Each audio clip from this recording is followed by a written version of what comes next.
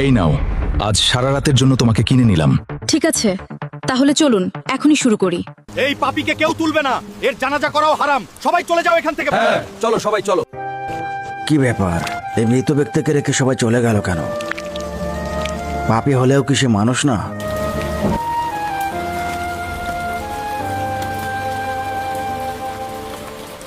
আমি সাক্ষী দিচ্ছি, আমার স্বামী দুনিয়ার সবচেয়ে সৎ এবং পবিত্র মানুষ ছিলেন। কিন্তু পুরো শহর তাকে মাতালা চরিত্রহীন বলছে কেন তাহলে?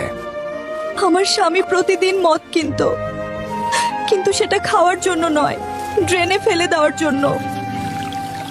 আর লোকজন তাকে চরিত্রহীন কেন বললো তাহলে? কি বলবো জনাব, আমার স্বামী প্রতি রাতে একজন করে পতিতা ভাড়া করত।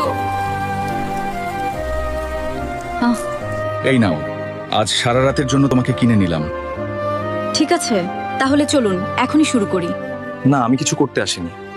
তোমাকে আজ সারা রাতের ইনকাম দিয়ে দিচ্ছি, বিনিময়ে তুমি আজকে ঘরের দরজা লাগিয়ে রাখবে। সে অন্যদের পাপ করা থেকে বাঁচাতো, সে চরিত্রহীন ছিল না জনাব।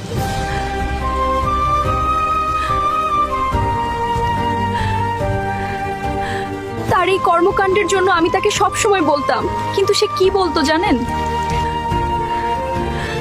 দেখেন, আপনি যেটা করছেন সেটার বদনাম নিয়ে মরলে কিন্তু আপনার জানাজায় কেউ আসবে না।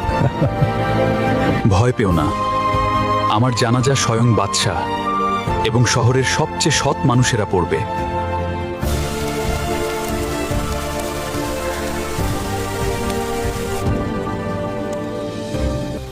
আল্লাহ তোমার স্বামীর দোয়া কবুল করেছে বোন। আমি সেই বাচ্চা।